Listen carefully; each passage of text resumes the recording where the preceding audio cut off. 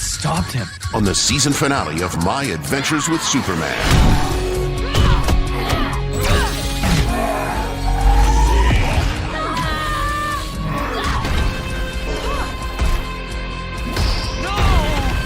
The Eradicator. After you cut it in half, it replicated itself. You were never enough to beat me. My Adventures with Superman. Next Saturday at midnight on Toonami. Next day on HBO Max. All your favorite Adult Swim characters. Great friggin' locked, stupid earthlings. Look, it's Tim and Eric. Cast off for a whodunit Where's this going, Mr. Birdman? on the high seas. Toonami! Set sail on the ultimate ship of fools. You guys see a ball of meat? Oh, there we go. Day saved. Problem solved. The Robot Chicken Adult Swim 25th Anniversary Special. Premieres Sunday, August 30th at midnight on Adult Swim. Next day on HBO Max.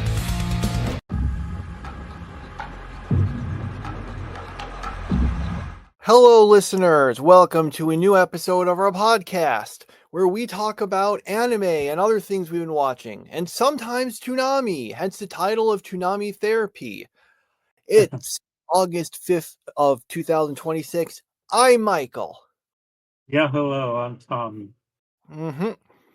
And I don't think we have learned any important news about Toonami things recently, so I guess we can just jump right into it, starting with the series we watched last week on Toonami, which begins with My Adventures with Superman, episode 28.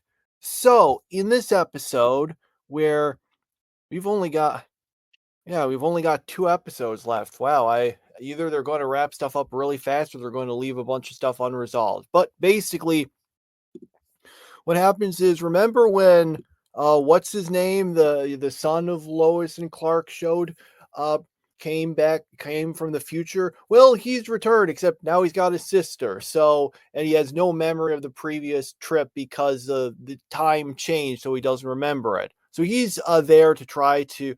So anyway, their mission, which apparently Lois told them to do. Oh, and Clark's dead in that future also. It reminds me of there's this tangent. There's this manga series called Me and Roboco, and there is just this bit where they meet all these other Robocos from alternate universes, and in every single one, this one character is dead from the series, and it's just what, he's dead in that also. Anyway, that was a comedy series, so they just, it's all a bit of a joke. But anyway, so one of them decides, well, I guess I'll just go kill Lex because that's what Lois told us to do in the future.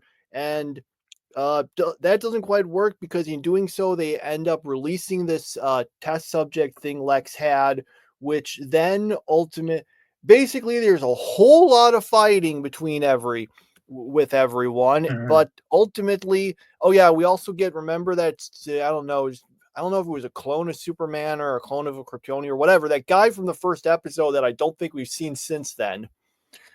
He shows up and helps also, and basically, ultimately, the guy manages to get the time machine, and then I think he drags, and he goes to some other. I don't know. We don't know. He just goes into the time stream and apparently, I think, drags Supergirl along with them. And then Clark just decides, okay, look, it's called Superman. I kind of need to have my powers back sometime. So he decides, I'm going to go do it. And then goes to, the Fortress of Solitude to presumably do that. Training arc. Yeah, you got a lot in there. Yeah, I don't know why. I don't know why I described it in such detail. Usually I'm more terse. I just kept mentioning stuff. To be fair, I did go off on that tangent about Me and Roboco. So yeah, so 2 episodes to go. How are they going to wrap this all up in that little bit of time? Yeah, I'm wondering about that, especially because I feel like I remember in one of the ads for the show, you saw someone who presumably was Bizarro, which is sort of Mhm. this like weird alternate universe version of Superman that shows up sometimes. And I'm like, he hasn't shown up yet, and we've only got 2 episodes left. So either I'm misremembering things or he did show up. Maybe it was one of the other. Maybe it was one of the things we saw already. I don't know. There's so many variations of Superman that maybe I hear. How many do we have? We got Superman. We've got that we got the future Superman, the other future super like what did they say her name was? What did they call her? The future daughter? They didn't call her Supergirl, did they? Because that's Kara. I can't Mm. remember what they said her name was. Yeah, Superwoman? I Was it can't something remember. else? I can't remember. Okay. Anyway, so in any and then there's that other guy we saw at the start, and yeah, there's a whole lot of guys. So I don't. Oh yeah, and then there was the evil one, the cyborg guy. There's so many Superman knockoffs in the Superman Mhm. series, and I guess you can also count this new one that we just saw. So yeah, I don't know Yeah. what they're going to do. Have they I don't think I don't think a 4th season has been announced. We know there's going to be a spin-off series coming, but I don't But know how much that will actually relate to this series. who's the spin-off about?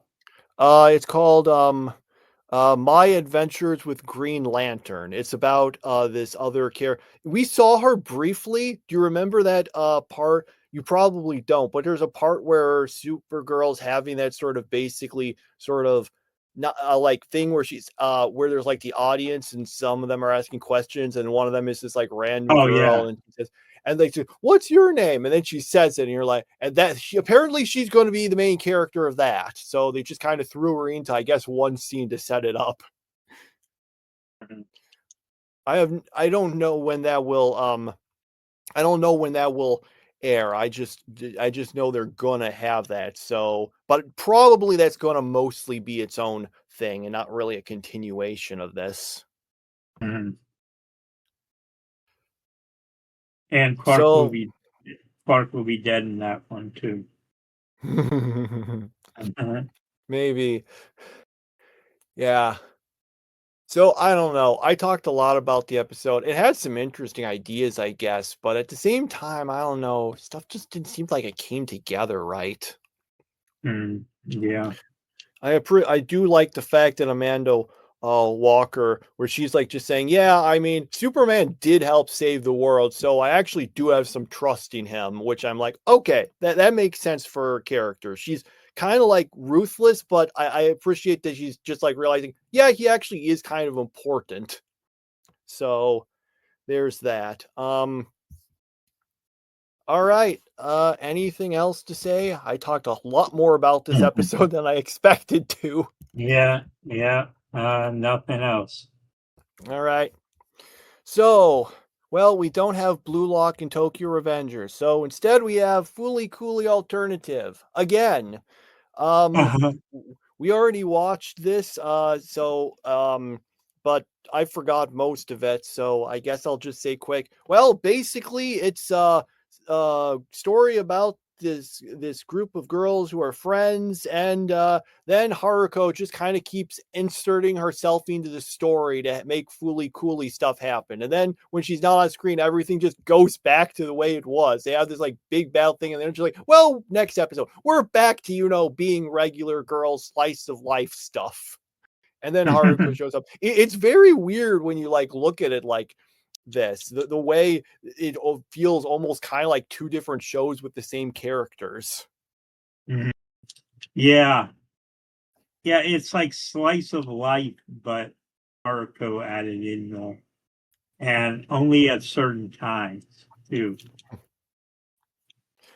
So Yeah, I liked that first episode a lot. I liked it the first time I saw it. The second time I saw it, not so much. And this time I did like it again. So I guess 2 out of 3 isn't bad. So, Yeah, um, to clarify, because you were saying you liked the first episode of Progressive, then you watched this and realized you got alternative and progressive mixed up. yeah, yeah. So it was alternative that I liked the first episode of, but I don't remember which one I liked better, alternative or progressive as a whole. I don't remember that. Because I thought this was progressive, this is alternative. So in any case, yeah, I enjoyed the first episode. Second episode wasn't bad. Maybe this one is the better one. I don't know. Will say, because I was trying to figure out, okay, how does all of this stuff actually fit together? How do they relate? So I looked online and then to try to, and this is of course what people who I guess have paid more attention and probably care more about the series than I have said. So assuming this is correct, the way it all fits together. So this is alternative season 3. This is the first series chronologically. Then what happens is, and I'm not sure if this is explicitly happens in this season or if it's only clarified in later ones, but after this, the timeline splits and Haruko only ends up in one of them. She's in timeline A. Timeline B is what Shoegaze is. That's season 5. That's why that's the one season Haruko isn't in. She's like overing the other timeline, so she's not there. That is the one where Kana, the main character of this one, appears again, though. Anyway, then overing the timeline A with Haruko, you have Grunge. That's season 4. That's the one with the really not good art style that I don't remember much about other than the art style and the fact there's an episode about how a rock guy got a katana. Then after that is the original Fooly Cooly, and then Fooly Cooly Progressive, the second season, takes place after that. And that's how they all fit together, basically. So I'm like, okay, that makes a little more sense, I guess. Where did you learn all of that from? Reddit. Reddit comments, at least. So take that with a grain of salt, I guess. Yeah. Yeah. But that is what I saw like multiple people like saying. So and it seemed to kind of fit with what I remembered. So that's basically that at least seems to be the case. Anyway, yeah, these episodes, they were all right.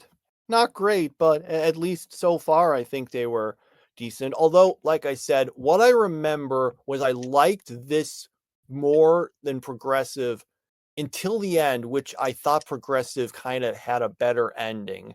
But I'm going by like memories from like 8 years ago. So It's been that long. yeah, Wow. 2018. Wow. Yeah, I All guess it right. has been. Let's see. Did I have anything? Yeah, I guess there's a few other random things I could say, but we've already gone through this once. I don't need to Yeah. spend more time with all of this stuff. Oh, wait, there was one thing I wanted to mention. This was something I was really surprised to learn about. So, when Fooly Cooly originally aired in the US, it was just like, okay, episode 1, the way it worked is they just like did it like in very, very quick succession. The first episode aired on on a Monday. The second episode was Tuesday, that sort of thing. At least I think it was a Monday, Tuesday. The point is, though, they did it like it was just in very quick succession. Do you want to know how far apart these episodes, the original series, aired in Japan? There was the first episode that aired. The second episode aired 2 months later. And then the third episode aired 2 months after that. and the fourth episode 2 months after that, and so on. Each episode was 2 months after the previous one. It's How kind of did like people keep Game of Thrones type of thing. No, because Game of Thrones, like they aired weekly. They just had like, kind of lengthy stuff sometimes between seasons. This one was just like they were separated by 2 months each episode. I'm like, how did people keep track of what was going on in the show? I can watch them in quick succession and still not understand what was going on. Yeah. So that was just a weird thing to learn. Sorry, I keep interrupting you when you start saying something. No, that's okay. All right, so we'll move on straight to One Piece episode. Where are we at? 787. All right, so basically what happens is they talk to so the person who helped them out that they're meeting with turns out to be Pudding, who is the person Sanji is supposed to marry, and she is one of Big Mom's daughters. It mentions that Big Mom has what did they say? She's got like something like 70 kids with, all these different husbands, and I'm not sure if the series ever explained how that's possible exactly, because one woman can only have one, pregnancy at a time. Although I think her power had something to do with granting or taking away life. So maybe she's just able to, like, go through her pregnancy super quickly with that power. Okay, this thing is like now 9 months old. It comes out. We're done. Anyway, whatever the explanation was, if there ever was one, Pudding basically says, yeah, okay, well, I like Sanji, but I want to help him, so I'll help you out with that. And then meanwhile, we have some other stuff with the Germa 66, and that one guy is now missing. Peckham's, that's his name. That's our episode. Mm-hmm. So how much of this one was padding? A lot, I think, but let's double check. Let's see. I spent all that time on the Superman episode, and here I'm just like, well, here's some stuff that happened. I spent more time I think I spent more time speculating about how Big Mom can have so many kids than I did actually talking about the episode. Let's see. Okay, we're on episode 787. Yeah, according to the One Piece Wiki, this was pages 2 to 13. So that's about one half of a regular size chapter. Yeah.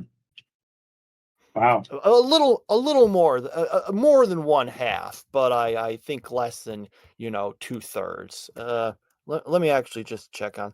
Let me just do the calculations. Yeah, that's about 2/3. I'd be interested to see if they do it where they get entire episode on one page. Yeah, we'll see. I mean, probably, because I know they've had episodes that are complete filler. All you have to do is have like one page worth of actual stuff and then do everything else filler, and you can pull it off. Yeah, the way I'm trying to calculate it, it gets more confusing because later on, including around this time, a bunch of One Piece chapters were shorter. The normal length is 19 chapters, although you really should count that as 18 because the first chapter is always just like some extra thing. Sometimes it's part of like what they call like cover stories, where there's like a one page story and it continues into the next chapter as a one page thing and that sort of thing.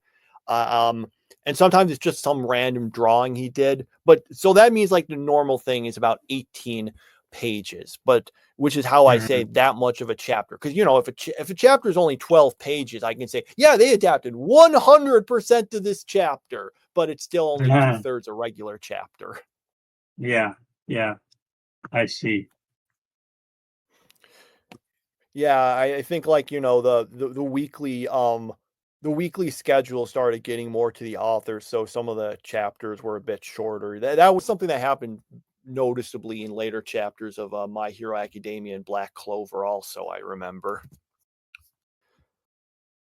Okay. Then we'll move on to IGPX episode 6. Okay, so the episode title is Cat versus Dog, and apparently that's because one of the main characters obviously has the cat, which we have an entire episode focused around Liz not liking the cat. And then there's their opponents have a dog, and they're sponsoring dog food, and this becomes personal between the cat and the dog, if that's even possible. And those two, they go at it, and basically Team Satomi wins, and the cat wins, but River has decided to quit on the team because he wanted more playing time. He didn't like being on the bench. So River has left the team, and that's pretty much it. Yep. Yeah, you covered it pretty well. I guess we have super smart cats and dog. Well, at least one dog and one cat that's super smart and can communicate at least with each other and one human. So yeah, pretty much all of that. I guess the big thing is that River left, even though I thought the previous episode was all about, him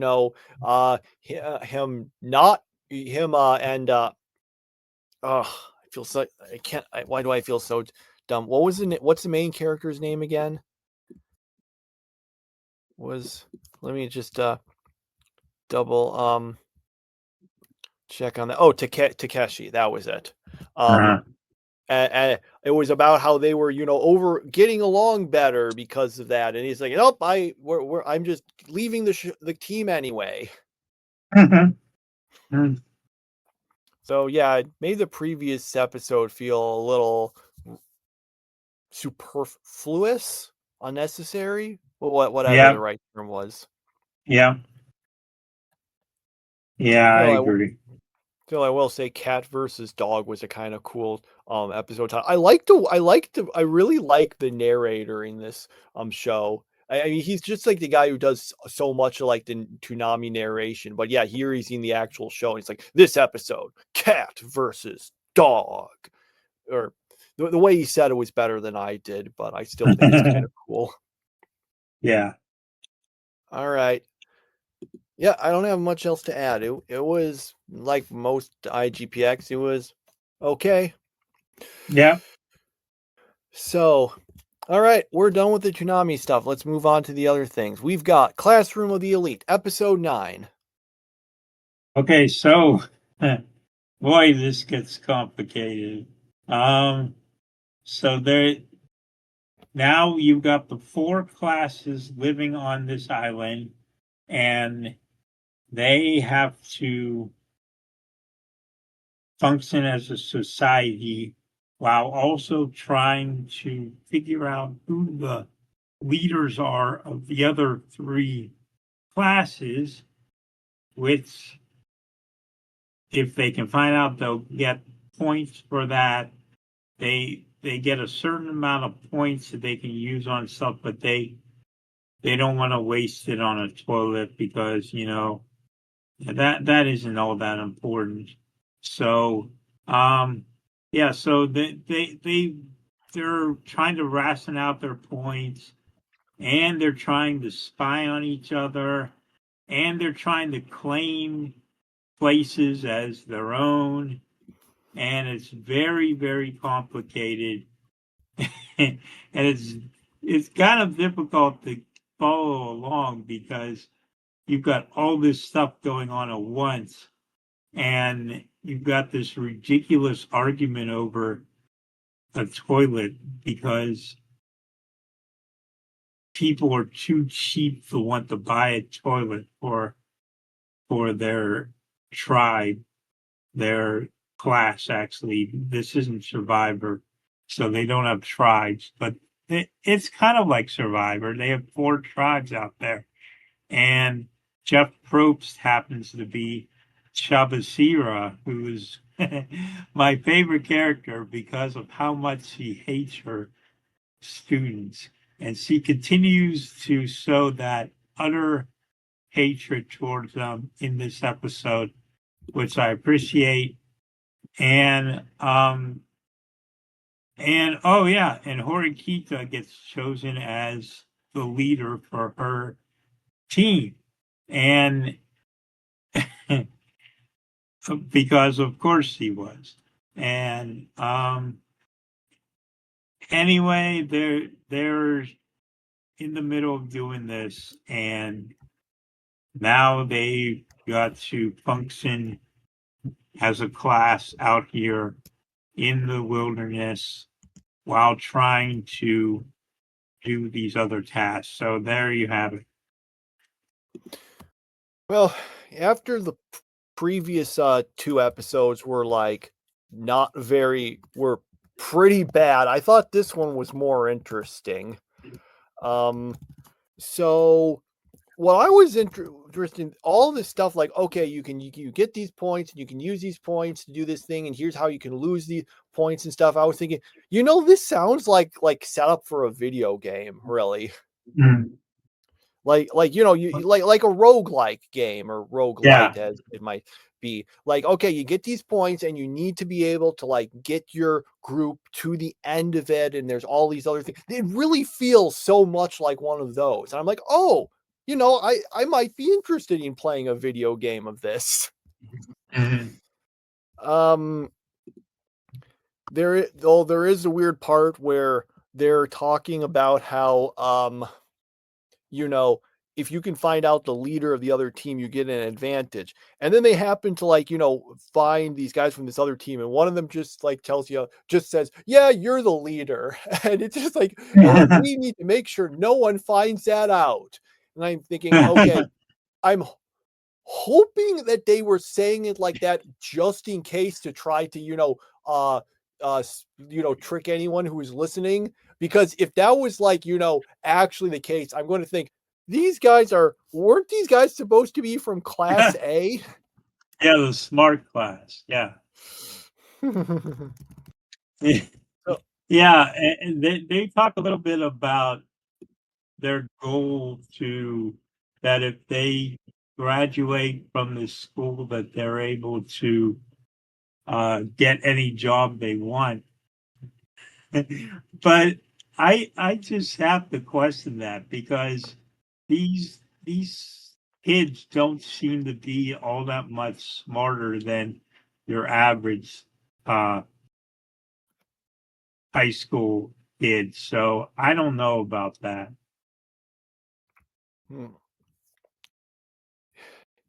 Yeah. One thing, I mean, it says of the elite, but really it more seems like they just got a bunch of random people. Yeah. The one thing I'm wondering about, though, is because I heard going into this, a complaint some people had about, some of the people who read the books had about the series, was that they made it focused on what was basically that to try her name was Horikita. That's the one that was made the leader of this. Yeah. Yeah, supposedly they basically in a bunch of cases took stuff that other characters did and had her do it, which made it seem like she was more important when it was supposed to be a bit more of sort of an ensemble cast. That was at least a complaint I heard. So I just keep watching this one. Okay, was she involved in the original like this, or was this some switch they made? Was she the leader in the original? I don't know. Probably. It seems like an important thing like that wouldn't, but I do just kind of wonder about some of that sort of stuff. But source material questions aside, in terms of at least this episode, I thought this was reasonably interesting. I feel like there was something in it that annoyed me, but I don't remember whatever it was offhand. So maybe it's just my, bad memory. It's at least much more interesting than the last two. All right. Yep. Okay. All right. So we move on. An observation log of my fiancée calls herself a villainess, episode 9. So basically, Cecil has this like big vision that more or less shows how the original game played out. So he sees all that stuff, where Bertia was actually, the villain, Heronia was, actually the good guy, and all the stuff that happened there. And yeah, that is essentially the entire episode. And honest, and if you, and the problem is, most of this was kind of stuff we already knew. So I don't think it was bad to sort of do in a way of a recap, but I do not think we needed to spend the full episode on this. I think they should have just cut this down to maybe half an episode.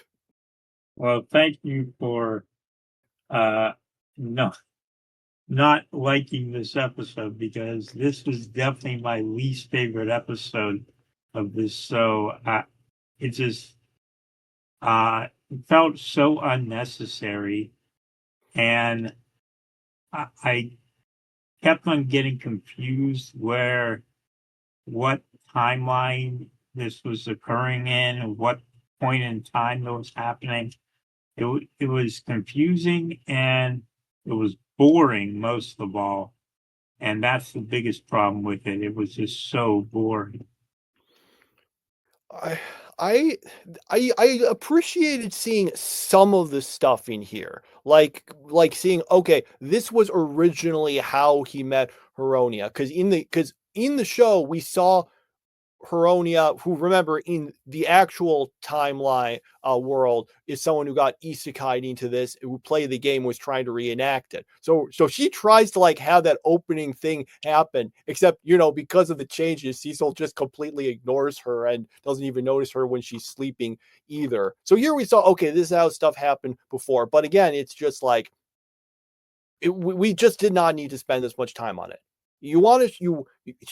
Having Cecil learn this information firsthand, good idea. Do this in half an episode and then move on. Okay. Yeah, that's largely it. So I guess we can move on then. The Klutzy class monitor and the girl with the short skirt, episode 9. Okay, well, we finally get the confession, and the two of them are going out now, and they're trying to hide it from the other girls because she'd be embarrassed by that. And now I'm blanking on this. I saw this episode a long time ago, and I'm blanking on what happened in it. Well, I remember them trying to hide it, and of course, Soccer Diamond doing a pretty bad job of it. Was that the whole episode? I feel like there's something else that happened towards the end. I thought there was something else, but I can't remember. Oh, getting a phone. That was it. That was the big thing about this episode, was him getting a phone. Because apparently he didn't have a phone, and it was like, you had to get a smartphone. Because he couldn't get a flip phone. So, yeah. I really enjoyed this episode. I thought it was really funny. I just completely forgot basically almost everything else that happened because I saw it so long ago. So I apologize for that. No, that's fine. This is why usually I try to watch the first ones I watch are like the ones that like maybe you'll recap or whatever. So I'm like, oh, I don't need to remember this as well. And then the stuff I go through, I watch later, closer. But in regards to this, yeah, I had completely forgot about the cell phone thing. I was just thinking, oh yeah, there's that bit where we saw that kid from his flashback who I guess we get the twist was actually a girl. Huh. Okay. The one he was friends with, but then they kind of broke up because Sakura Oh, Daimon that's right. Yeah. was such a snitch. And Mhm. yeah, so I don't know. I assume she'll show up again, but yeah, but that was just kind of, oh, okay, I guess she's a girl then. There's a did Sakura Diamond know that? There's an anime airing this season where the whole premise is that this character discovers like he had some childhood friend, and then like I don't know, he doesn't see them for like 5 years, and then they're adult, they're like in high school, and he's like, oh, huh, they were a girl. I didn't know that. Yeah. It was like, oh boy, was I wrong about her? That's the name of the show. I haven't seen it. I don't know if it's good or not. I just know that's the premise. Okay. Yeah. What? Hang on. I actually need to. Let's see. What is like the score for it on my anime list? Which you always take with a grain of salt, but I'm just kind of curious as to whether it's being generally received or not. Let's see. Okay, that's at a 7.06. So that's, okay. Like I said, I have no idea if it's good or not. I've been meaning to actually check it out. It's at least sounded interesting. Anyway, so yeah, this was a funny episode, I think. Yeah. Oh, it's funny because I remember on our last podcast episode, I was mentioning, cases where they use like English letters in Japanese. Yeah, JK, that like me, that means like high school girl. And then I was looking at the thing. Oh no, this show has that in its title. Its Japanese title, literally the JK, for that. So there, you got that. I don't know what point I was making, but I just thought that it was funny that I mentioned that, and I didn't even realize. Oh yeah, one of the shows we're watching has that. Okay, so we go Liar Game episode 9. So things are looking bad for now, but oh damn! Why am I blanking suddenly on their um name? Which one? Oh, Fukunaga. That was it. Fukunaga. That was it. So yeah. So Fukunaga like says, oh yeah, by the way, it is actually possible to transfer your votes to someone else and wants to make money. So Fukunaga tricks Naoi into playing this game that is actually rigged against her and now loses. Akiyama shows up and is like, yeah, I snuck in because I'm one of the main characters. And he basically says, okay, here's how you go up against Fukunaga again, and here's how this time you cheat in order to win. And that manages to work. I'm not going to go through all the explanations of how it was rigged and how now fix it because it was complicated. Yeah. Then it goes to the second to final round. Now goes up to this person and basically, tells them all this stuff saying, hey, I need more votes because apparently there's other revival games going on. And if you get enough points, even if you lose this, you can advance, and manages to convince Guy to give her 10 votes in exchange for some money. Then everyone votes, and it turns out, oh no, she actually just did that to everyone and now has more votes than anyone else. So yeah, Akiyama shows up and he fixes everything in one episode. Yeah, I saw that coming a mile away that she was going to do that to all 7 people, but I just it doesn't seem like you'd be able to get 7 people to all be that stupid to do that. So I don't know about that. That was stretching things a little bit for me. Because that's the only way she was able to get back in the game was by tricking all 7 people. So yeah. In fairness, is now someone you think would be trying to trick you? Well, at I this can point, well, I mean, if you were one of them, I kind oh, of see I can kind of see them thinking, "Oh yeah, well, she's not smart enough to pull off something like that," which is actually kind of true. This was obviously something Akiyama came up with. Still, I that is something, your point, I sort of agree with. I thought like the plots that they used, they were kind of cool, but at the same time, I am looking at a bunch of this and thinking, okay, if things just went slightly wrong, this wouldn't have worked. If any of the people she made the deal with had, decided to mention it to another, there was it, what? She did the same thing with me. And then it all yeah, falls apart. yeah, So now I don't have any problem with believing that, some of them would think, okay, I don't want the others to know about it because, she gave them a pitch as to why not to tell the others. But it becomes a little more straining that none of them did.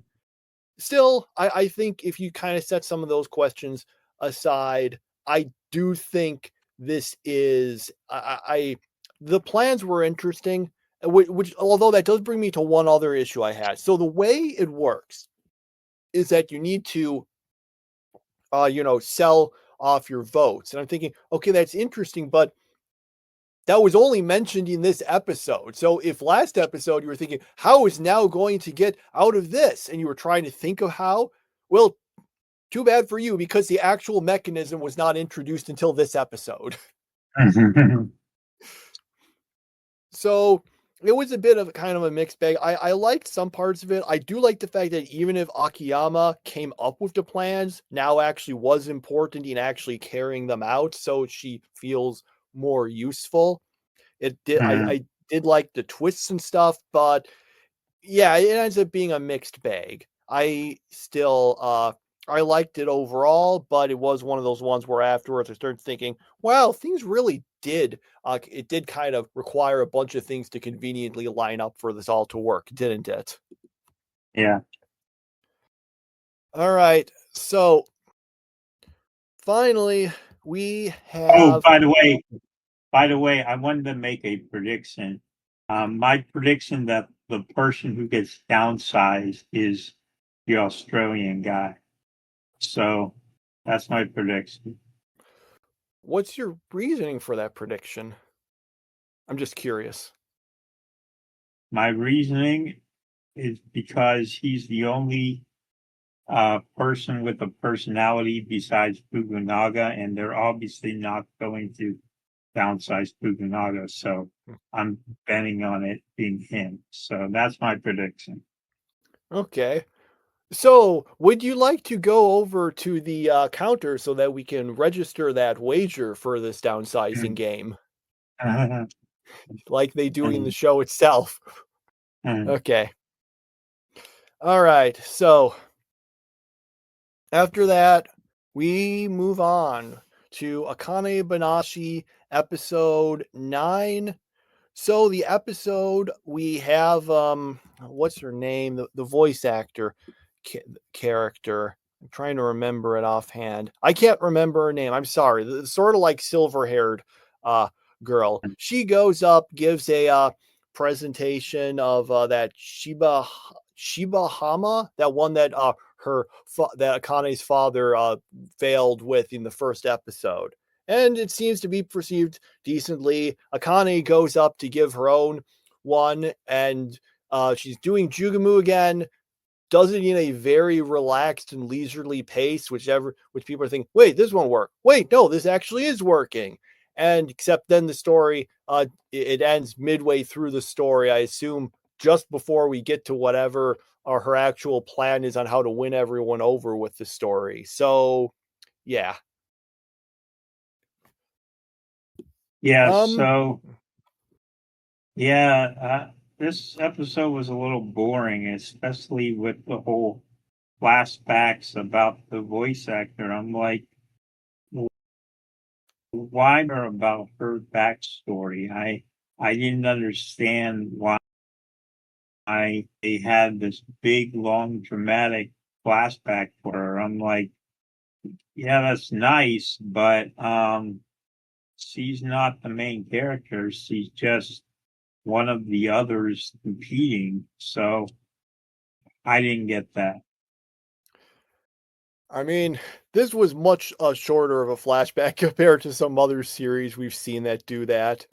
Like, oh boy, if you y- there's this especially bad one in the Demon Slayer Infinity Castle movie where this one villain has this flashback, and I had heard it was really long. So when I watched it in theaters, I took out my watch and I started like on the stopwatch to see. I clocked it. That thing was the length of the full episode. When they Wow. inevitably take Infinity Castle and split it up into individual episodes, which I'm sure they're going to do eventually, they did with Mugen Train. There will be one episode just of this one character's flashback, or maybe two if they decide to split it up. But still, you can fit that whole thing into one flash back. And I'm like, huh, that didn't. That's like what everyone says. Like, yeah, that flashback was too long. Why was it that long? Oh, and spoilers, after he has a big flashback, he dies very soon afterwards. Well, this might be a spoiler because this is probably coming to Toonami at some point, but it's not like I really care. I Oh, mean, actually, I guess I'm maybe I now I feel bad if I maybe did spoil that for anyone in the audience. But to be fair, after it happens pretty soon afterwards, so it's not like that big of a spoiler, and anyone could guess it. But it is very much guilty of the well. Here's a flashback. Now I die. mhm. I'll give it a little credit in at least the flashback was kind of relevant in that the character having it was what caused them to die. So it's not just, hey, here's the backstory. Okay, they're dead. It's, okay, here's a flash backstory. That's why that leads to them remembering is what leads to stuff that makes them die. So, but yeah, it was just this flashback did not need to be this long. It's just okay. This character had a sad backstory, and they did like the well, I'm not going. I won't go into it more, but it was just a case of Yeah. compared to that, this is efficient, nice and efficient. Here's some Mhm. stuff about the character, and they don't die immediately afterwards. So maybe there's a point Uh-huh. to it. All right, all right, and that's Akane-Banashi. That's all of them. What are our Yeah. favorites?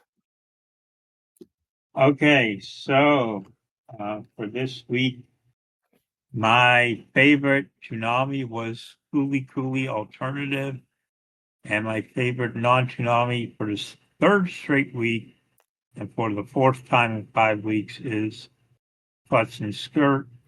Somehow that show just keeps on being my favorite, and to the point where it has taken over the lead for the year as my favorite non-Toonami show if you just go by which one wins each week. It's past Spy Family finally. And the best girl of the week is Liz from IGPX. Okay, for me, for Toonami, ugh, it's a bit slim pickings this week. Um, I feel like I feel like I have to give it a reluctant. Well, did I enjoy? I was gonna say reluctantly give it to Fully Coolly Alternative, but I'm thinking was that really the best one? Yeah, I guess that was. I hope I hope we get some other stuff, better stuff for Toonami because oh boy, if that's the one that won the whole thing. Mhm. Ugh. All right, for non-Toonami series. This one is a tricky one. For the first time in a while, I actually kind of liked this episode of Classroom of the Elite. Classy Class Monitor Girl with a Short Skirt was kind of fun. Um, Sure, Klutzy class monitor. I'm pretty sure I've been. This show is weird in that I like. There's a bunch of individual episodes I like, and then I'm just. But I'm like, uh, but I'm not entirely sure where I was going with that point, so never mind. Okay. But yeah, I guess I'll pick that. All right, because it did have some decent jokes and stuff. All right. Yeah, that's all of those. That's our picks. Anything else to discuss? Well, I was only able to watch one episode this week of season 2 of Tokyo Revengers, 5th episode, and I can happily report that Takamichi gets beaten up twice in the episode by different people, and pretty brutally too. And manages to get beat up in a flashback. He manages to get beat up in the time he was in, and one of the people who beats him up is a spoiler, so I won't say it. But it was all about him getting beaten up, and that's all there was to it, really. When you say spoiler, is this a new character or is it a spoiler that it's a particular character who does it? It's a certain character who, if you found out, it would give away a key plot point. So, Okay. All right. I was just wondering which it was. All right. Yeah. Honestly, you gotta kind of wonder at some point, does the like author have someone they really disliked in life who was like Takamichi? So they wrote this story just so they can kind of, beat up that person by proxy. Because I remember when I was way younger, when there were people who annoyed me in real life, I did totally just put them in these stories where they got beaten up because I was annoyed at them when I was younger and a lot dumber. But so I'm like, oh, well, I hope that's not it here, but it happens so frequently. I legitimately feel like this might be him, trying to take out something on someone. mhm. I don't know. Okay. Yeah, like legitimately at this point, Takamichi must have. It keeps making me think of ReZero, and I'm thinking I feel like Takamichi has experienced more pain than Subaru so far, like than even Subaru at this point. And Subaru's died multiple times, remember? But Yeah. at least most of those were like were at least reasonably quick. Well, Okay. Doesn't he die every time? I mean, he returns by death, so he Yeah, but really dies every time. oh, true. But I'm saying if when he dies, he still, has to feel the pain. I mean, it all and stuff. Obviously, once he comes back, then it's all like gone. But you still had to go through that and stuff. And then there were some cases where he just got beat up without dying. Like wasn't that the first episode where he gets beaten up by some of the guys who were trying to rob him? Yeah. Yeah. So yeah, there was that. Okay, so yeah, we'll see how many more times Takamichi gets beaten up, I guess. Ugh. Anyway, I don't really have too much else to add myself, I don't think. So, anything else to say? No, not really. All right, everyone. We'll see you all next week then. We are approaching the end of several series. There's the Toonami ones, and then there's, we got only a few episodes left of Observation Log and Akane-Banashi and Klutzy Class Monitor, although Akane-Banashi is getting a second occur at the start of next year, I think. But for now, at least, it's mostly it's getting near that. So yeah, we'll be bringing in some new shows there, and for that matter, Toonami will probably be bringing in some new shows. Well, it will have to and by new, I mean it might just be reruns of old stuff again, but at least it will not be this. Yeah, it will not be the stuff currently airing, I guess. Yeah. Or who knows? Maybe they'll just rerun alternative again. Ooh. Yeah. Okay, that's it. That's me going with my ending spiel, and with that, we'll see you all next week. Bye me.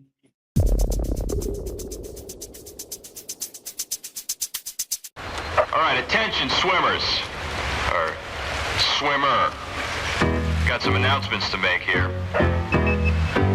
Sundays at 10. It's all kids out of the pool for Adult Swim. You can't just decide to go swimming whenever you want. That's when there'll be count 'em new shows. New shows. Home movies. Who went wee-wee in my canteen? Aqua Teen Hunger Force. Look at my freaking car. The Brack Show. You fell. Your father and Race were... Harvey Bergman, Attorney at Law. C-Lab 2021. You broke the monitor, and you're dead. Happy? Cowboy Bebop. Cowboy Bebop. And Space Ghost Coast to Coast. This is Willie Nelson. No kids under 17, though.